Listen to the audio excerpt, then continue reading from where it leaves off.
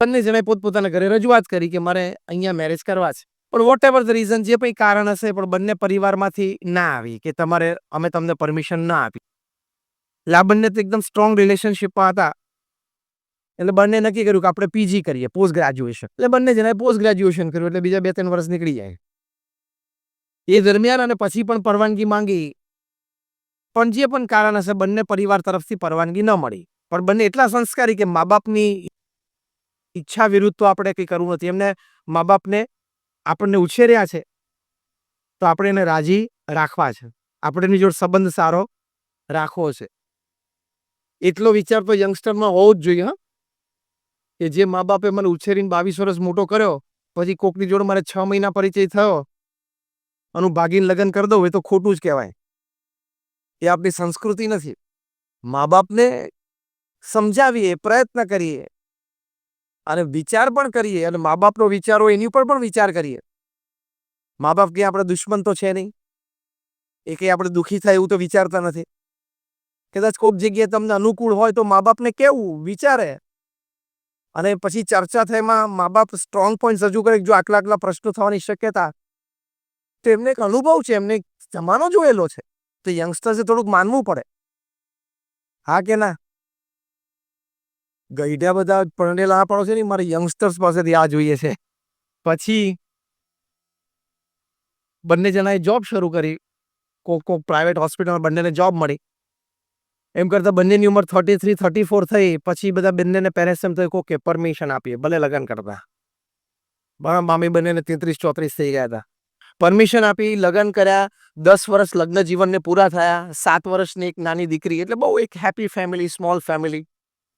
બંને જણાની પ્રેક્ટિસ ટોપ ચાલે. અમદાવાદમાં પોશ એરિયામાં સેટેલાઇટમાં એમણે એક બંગલો કર્યો. I am talking of the 90s. પછી પેલી જે લેડી ડોક્ટર હતા એમની પ્રેક્ટિસ થોડી વધારે ચાલવા માંડી અને 2-3 લેડી ડોક્ટર્સે ભેગા થઈને નક્કી કર્યું કે આપણે એક હોસ્પિટલ કરીએ, પ્લોટ ખરીદીને. અને પેલા જે જેન્ટલમેન ડોક્ટર હતા એની પ્રેક્ટિસ એટલી નહોતી ચાલતી, એટલે એ તો જોબ કરતા હતા. પણ આ લોકોએ જોબ છોડીને અને એના વાઈફે કહ્યું કે તમે પણ અમારી સાથે જ બેસજો એમ. પેલાને જરા મેલ ઈગો, મેલ શોવિનિઝમ આવી ગયું. How can my wife earn more than me? મારી પત્ની મારા કરતા વધારે પગાર કેમ લાવે ઘરમાં? અરે તારું જ ઘર છે, 2 જણા એક જ છો, એક જ પરિવાર છે. પૈસા તો ઘરમાં જ આવે છે ને.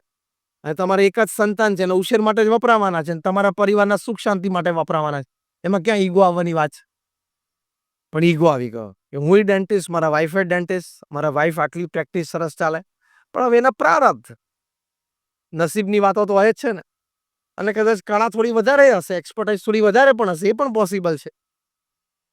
પણ એમ કરતાં જરા મનભેદ થયા, મતભેદ થઈ ગયા, બંને છૂટા રહેતા થયા, ડિવોર્સની વાત આવી ગઈ અને નક્કી થઈ ગઈ. બહુ બધા વડીલોએ સમજાવ્યા પણ માન્યા નહીં. અને પછી એક વાતમાં વાંકવું પડે ને એટલે બધી વાતમાં વાંકવું પડે. આ કેવું છે ખબર છે? રિલેશનશિપ કેવી છે? કોઈ પણ સંબંધો, તમે પેલું શર્ટ પહેરો ને તો પહેલું બટન જો ખોટું પીડો ને પછી બધા ખોટા, પછી બધા ખોટા. એમ રિલેશનમાં કોઈ પણ ફેમિલી મેમ્બર્સમાં એક જગ્યાએ જો વાંકું પડ્યું ને એટલે બધી જ જગ્યાએ બધા પ્રસંગે તમને વાંકું પડશે. બધા જ પ્રસંગે તમને વાંકું પડશે, એવું થવાનું જ. પછી કોક તમારી સામું સામાન્ય આમ જોશે ને તોય તમને એમ લાગશે કેમ મારી સામું જોયું? બોલો, આના મનમાં આવો જ વિચાર લાગે છે. એ મારી સામે જોવે છે ને એના મનમાં આવો જ વિચાર, એવું બધું ધારણા શરૂ થઈ જાય. એની ઉપાધિ બહુ ને એનું ટેન્શન બહુ ને કેમ મારી સામે જોયું? એનો જવાબ તમને કહું કેમ જોયું? આંખ છે ને એટલે જોયું. તો કે બીજી વાર જોયું, ત્રીજી વાર જોયું. એ તો બીજી વાર ત્રીજી વાર તો જોતો તો તું વચમાં આવી ગયેલો. એ તો આમ જ જોતો, તું વચમાંથી પસાર થઈ ગયેલો.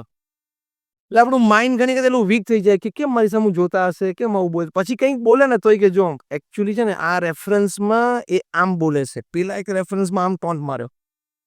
પછી તમને બધું ટોન્ટ જેવું જ લાગશે. કારણ કે શું થઈ ગયું? પહેલું બટન ખોટું બીડાઈ ગયું. That happens. અને પછી એ રીતે જ આગળ ચાલે.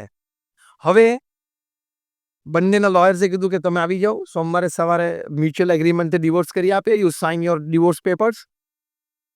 બંને જણા કોર્ટમાં ગયા. કોર્ટે પહેલો પ્રશ્ન પૂછ્યો કે આ 7 વર્ષની નાની દીકરી છે એની કસ્ટડી કોણ લેશે? નોર્મલી તો માઇનર કહેવાય એટલે માતા પાસે રહે.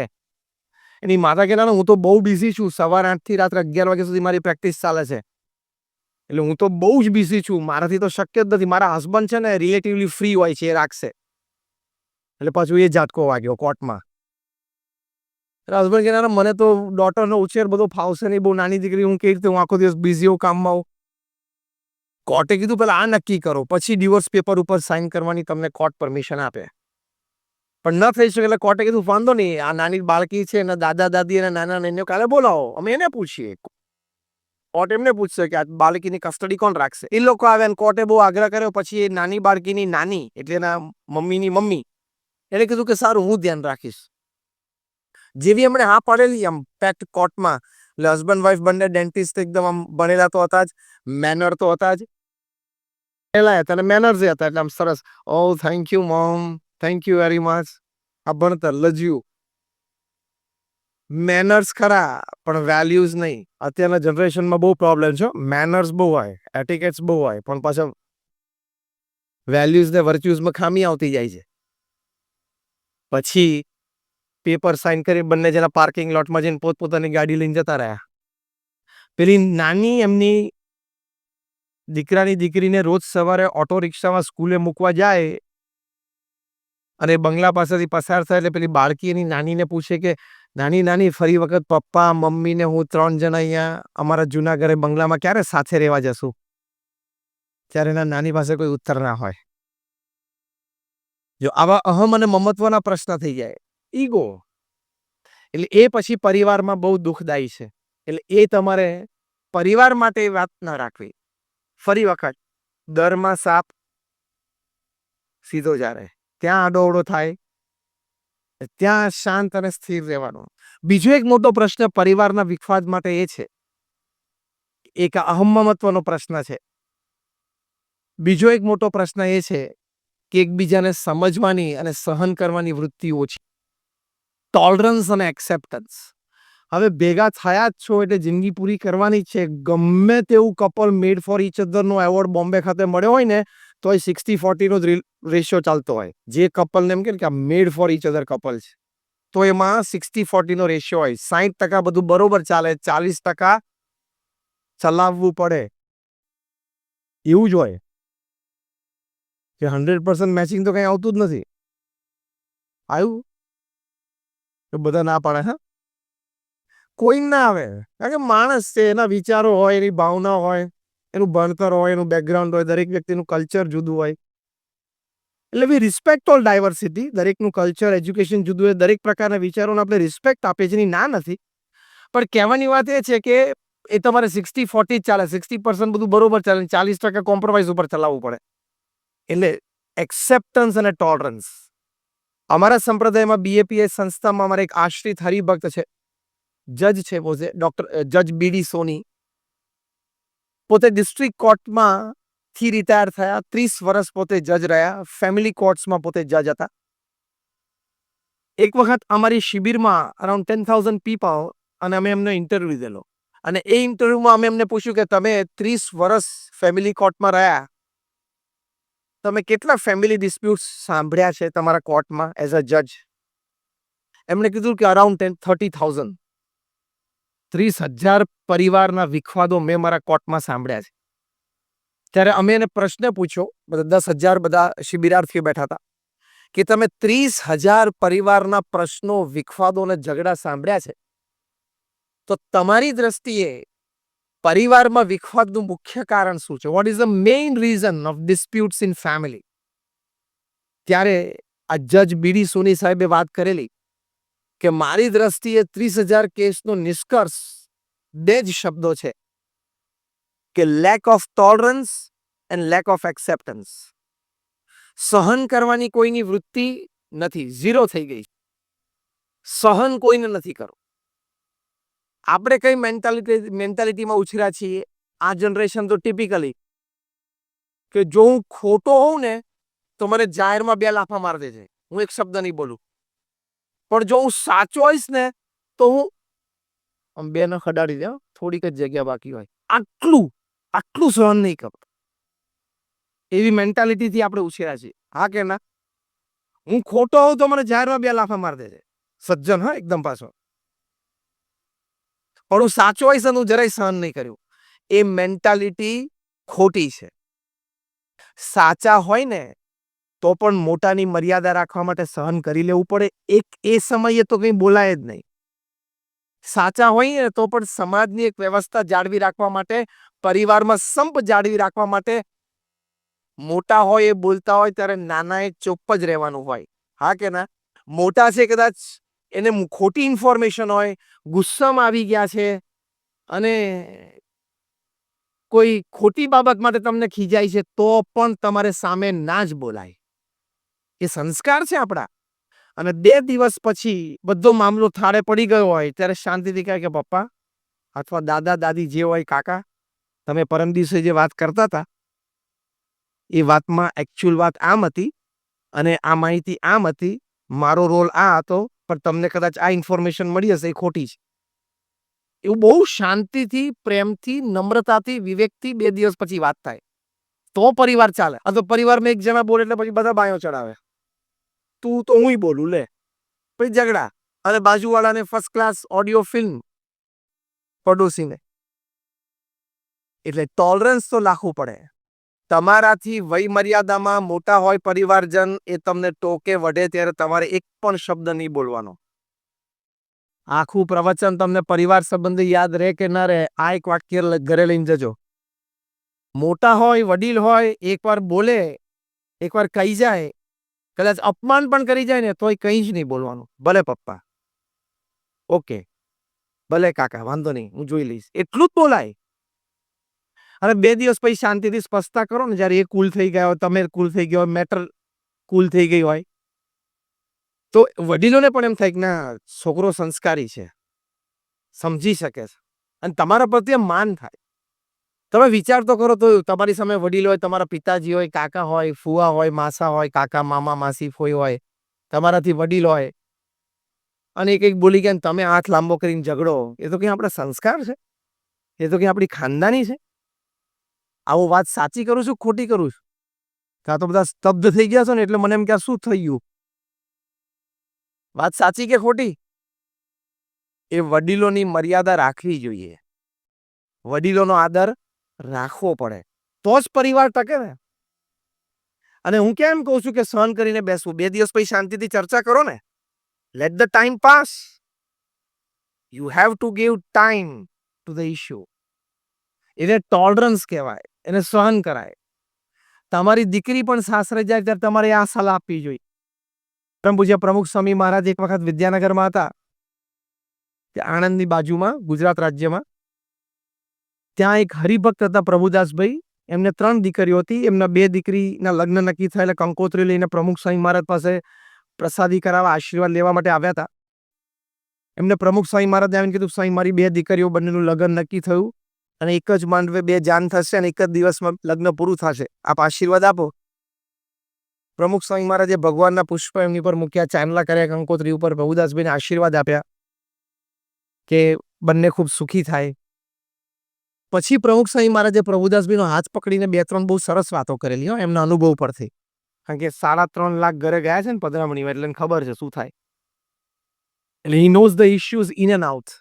He knows the solutions of these issues in and out. પ્રમુખ સ્વામી મહારાજે પહેલું કહ્યું પ્રભુદાસભાઈને કે તમારી દીકરીને સાસરે મોકલો એટલે તમારે એને સલાહ આપવાની કે બેટા, હવે તારું એ ઘર છે, તું ત્યાં શાંતિથી રહે, એમાં તારી શોભા છે, અમારી શોભા છે અને ઘરની પણ શોભા છે.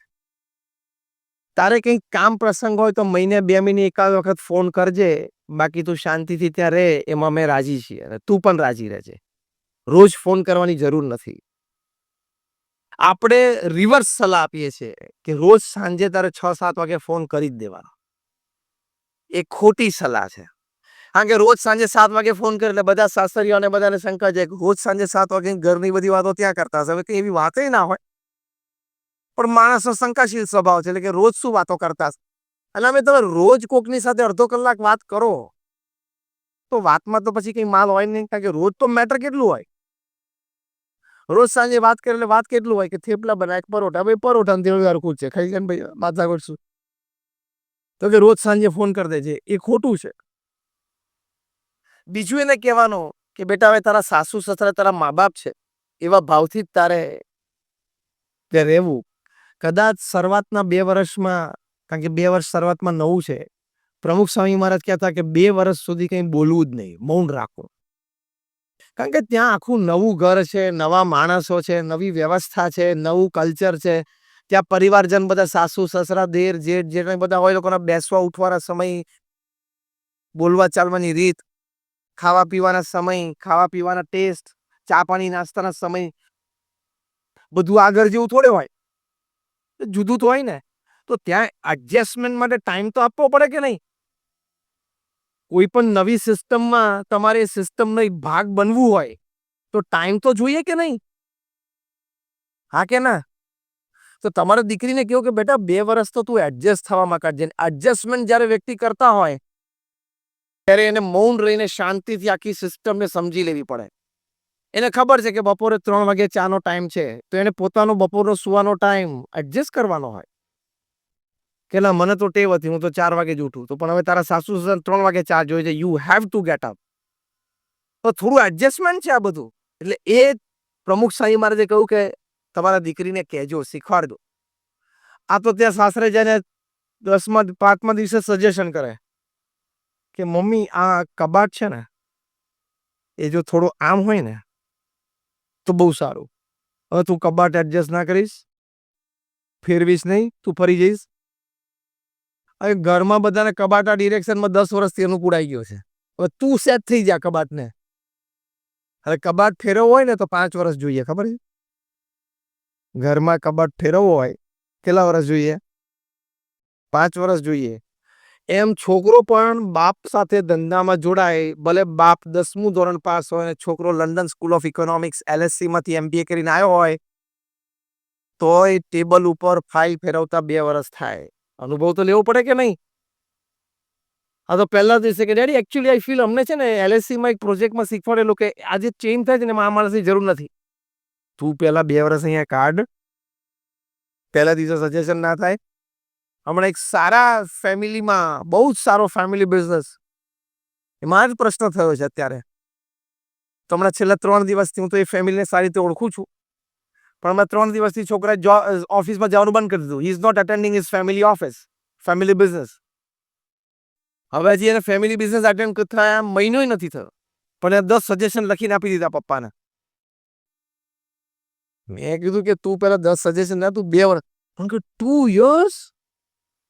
મેં કહું તો ઠીક છે, તારે તૈયાર ફેમિલી બિઝનેસ મળી ગયો, બહાર તારે જોબ કરવાની હોત તો 2 years શું 5 વર્ષ સુધી ઊંચો ના આવત, સજેશન કરી શકે એવી પોઝિશનમાં ના આવત, ખબર છે? તો એટલે એ થોડું નમ્રતાથી, વિવેકથી, ખાનદાનીથી ત્યાં રહેવું પડે, એડજસ્ટમેન્ટ થોડું કરવું પડે. એટલે આ સલાહ આપવાની કે આવી રીતે ત્યાં સમજીને વિચારીને બધા સાથે હળીમળીને રહેવાનું. અને તમારે મા બાપ તરીકે પછી એને ફોન કરવાની જરૂર નહીં, બેટા શું કર્યું, શું ખાધું? બધું ખાધું જ છે, કોઈ ભૂખે નથી મરતું. તકલીફ હશે મહિને 2 મહિને કંઈક કરશે. અને ત્રીજી વાત પ્રમુખ સ્વામી મહારાજે કહી કે તમારા દીકરીને કહેજો કે નવી સિસ્ટમ ને નવા માણસો છે ને, એટલે ટોલરન્સ તો લાવવો જ પડશે. સ્વામી કે દીકરો હોય એ ક્યાંક પ્રાઇવેટ કંપનીમાં નોકરી કરવા જાય તો ત્યાં થોડુંક એને સહન કરવું પડે એના બોસનું, અને દીકરી હોય તો સાસરે જાય તો થોડું સાસુ સસરાનું સહન કરવું પડે. એવું 2-5% ટોલરન્સ લેવલ તો રાખવું પડે કે નહીં? હું સાચો હોઉં ને તો જરાય સહન નહીં કરું, બસ આ કોન્સેપ્ટ ખોટો છે, મગજમાંથી કાઢી નાખો. અગેન આઈ રિપીટ, વડીલોની મર્યાદા રાખવા માટે થોડુંક સહન કરવું જ પડે. સમાજની વ્યવસ્થા જાળવી રાખવા માટે થોડુંક સહન કરવું જ પડે. અને પરિવારમાં સુખ શાંતિ અને સ્થિરતા રહે એની માટે થોડુંક સહન કરવું જ પડે. એક ગુણ કેળવવો પડે, ટોલરન્સ. આ સોની સાહેબે 30,000 ફેમિલી ડિસ્પ્યુટ્સમાં જજ તરીકે એ ડિસ્પ્યુટ સાંભળીને ચુકાદામાં આ વાત કરી છે કે ટોલરન્સ અને એક્સેપ્ટન્સ. તો આ બે બહુ જ મોટા સદગુણ છે, એ ફેમિલી વેલ્યુઝ માટે ખૂબ જરૂરી છે.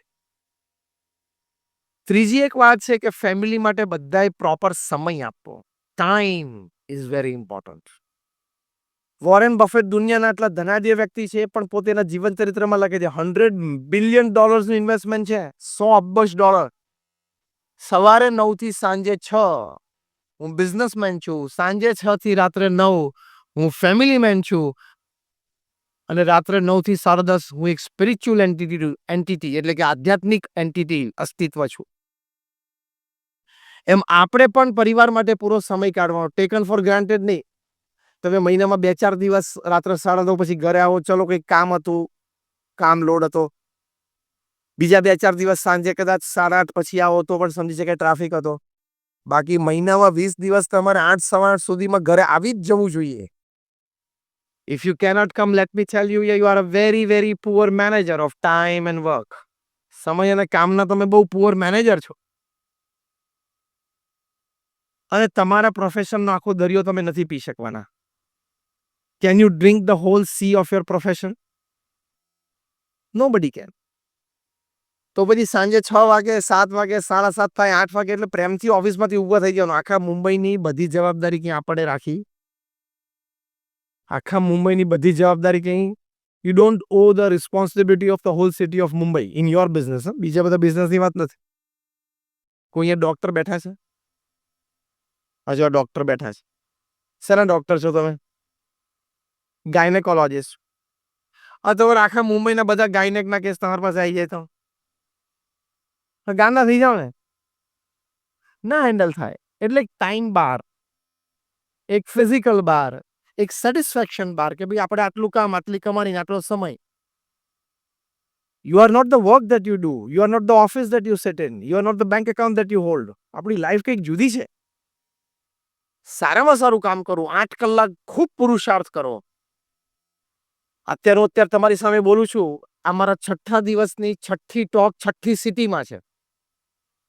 પુરુષાર્થ તો બધા કરવાનો હોય, અમે કરીએ છીએ, પણ એક ટાઈમ બાર, એક ફિઝિકલ બાર, એક સેટિસ્ફેક્શન બાર તો તમારે મૂકવો પડે. એમ આઈ રાઈટ ઓર રોંગ?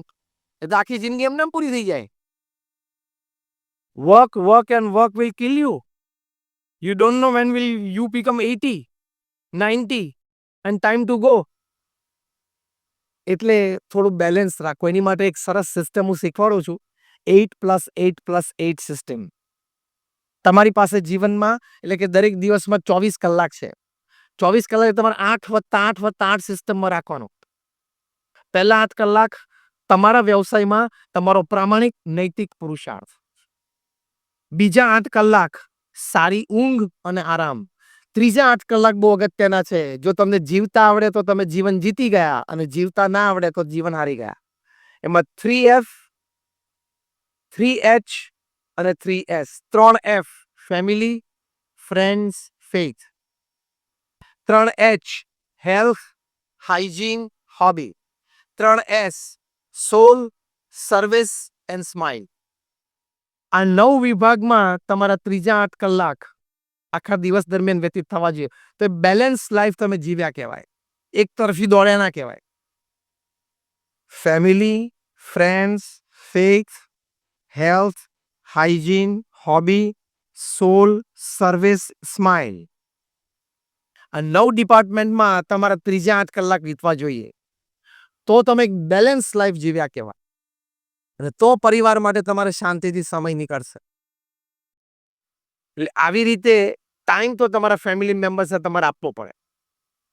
પ્રમુખ સ્વામી મહારાજ આટલી મોટી સંસ્થા BAPS, અમે 1200 સંતો બધા સાથે પ્રમુખ સ્વામી મહારાજના સેંકડો પર્સનલ પ્રસંગો બનેલા છે.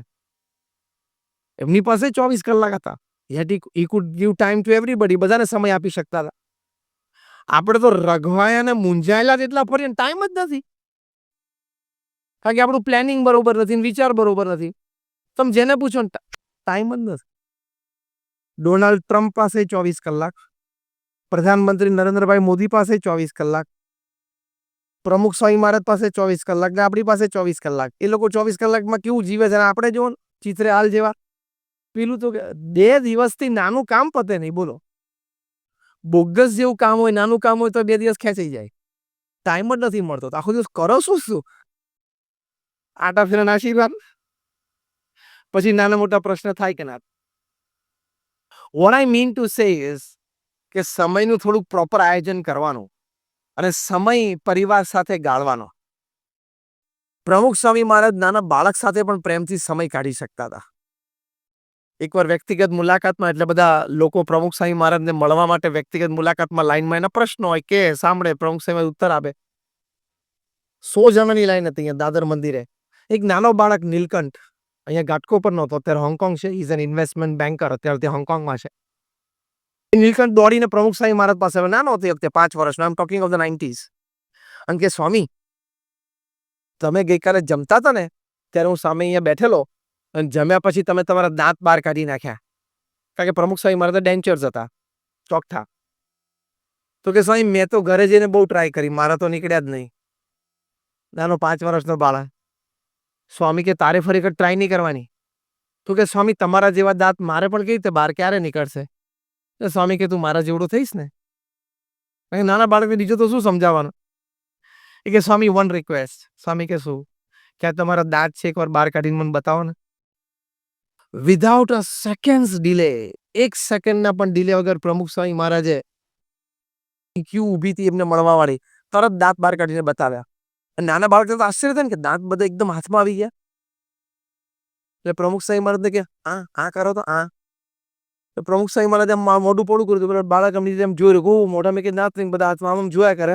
પછી નાના બાળક આશ્ચર્ય ને કે આટલા બધા દાંત. એટલે પ્રમુખ સ્વામી મહારાજ કે સ્વામી અડું અડું આમ દાંતને અડું એમ. સ્વામી કે વાંધો નહીં અડ એમ દાંત ઉપર આમ હાથ ફેર્યો. પછી કે હવે પહેરો ને જો કેવી રીતે પહેરવાના. એટલે એમને અટેન્ડન્સ સહિત ડેન્ચર્સ ને હાથને બધું ધોઈ આપ્યું. પછી પ્રમુખ સ્વામી મહારાજે પહેર્યા. એકદમ આશ્ચર્યમાં ખુશ થઈ ગયો. પછી કે હવે આ કરો તો. પછી પ્રમુખ સ્વામી મહારાજે આમ મોઢું કર્યું. પછી જો ખુશ થઈ ગયો બાળક. પાછળ જ બોમ્બેના બહુ જ મોટા સોલિસિટર હીરાલાલ સોઢા ઉભા હતા. હીરાલાલ સોઢાને અત્યંત આશ્ચર્ય થયું કે પ્રમુખ સ્વામી મહારાજ એક નાના બાળક માટે આટલો બધો સમય આપી શકે છે. એ પણ અમે બધા આટલા બધા લાઈનમાં ઊભા છીએ એને મળવા માટે એની વચ્ચે, અને નાના બાળકની આવી ઈચ્છા પૂરી કરી શકે છે. પ્રમુખ સ્વામી મહારાજના ખોળામાં એમને માથું મૂકી દીધું, પંચાંગ પ્રણામ કર્યા કે Swami you are a really great personality. Pramukh Swami મહારાજ આટલા બધા વ્યક્તિઓ માટે આટલો સમય કાઢી શકે તો આપણે તો આપણા 4-5 માટે જ કાઢવાનો છે. ઘણા તો 2-3 જ છે. એટલો સમય આપણે ના નીકળે? Yes or no? You have not planned your day well. You have not planned your family time. તમે તમારો ફેમિલી ટાઈમ અને તમારો દિવસ સારો પ્લાન કર્યો હોય તો ટાઈમ મળે જ, સમય મળે જ, ગોઠવણ થાય જ. વોરેન બફેટે કીધું કે સાંજે 6 વાગે એટલે હું પેન ટેબલ ઉપર મૂકીને ઊભો થઈ ગયો અને મોબાઈલ ફોન શટ ઓફ કરી દઉં. હું એમને કહે તમે મોબાઈલ ફોન શટ ઓફ કરી દો, સાયલેન્ટ મોડ ઉપર રાખો 8, 8:30 પછી. અહીંયા બેઠેલા આપણે કોઈને એવો મોટો વહીવટ નથી કે રાત્રે 11 વાગે 10 કરોડની વાતો ઊભી થાય. તો એ રાત્રે 11:30 વાગે સુઈને 11:15 વાગ્યા સુધી મોબાઈલ ચાલુ, રાત્રે 12 વાગે સુવા જાય ને તો પાછું એકવાર ડેટા ચાલુ કરીને વોટ્સએપ જોઈ લે. કઈ છે કઈ નથી. તું કઈ સેલિબ્રિટી છું? તારે 11:30 વાગે કંઈક હોય, તારે ઇન્સ્ટાગ્રામ ઉપર કંઈક 2 મિલિયન ફોલોવર્સ છે. 11:30 વાગ્યા સુધી 12 વાગ્યા સુધી મોબાઈલ ચાલુ રાખો. આ gadget it is made to serve us. The reverse has happened. We have become the slaves of it. આપણે એના ગુલામ થઈ ગયા છીએ. દર 3જી મિનિટે આપણે ગમે ત્યાં બેઠા હોય, ગમે ત્યાં પ્રસંગ હોય, દર 3જી મિનિટે આપણો હાથ મોબાઈલને જો અડે નહીં ને તો આપણે ડિસ્ચાર્જ થઈ જવા માંડી. મોબાઈલ તો જ્યારે ચાર્જ ડિસ્ચાર્જ થાય ત્યારે આપણે ડિસ્ચાર્જ થવા માંડીએ. 3 મિનિટે ખાલી કંઈક છે. તું સેલિબ્રિટી નથી.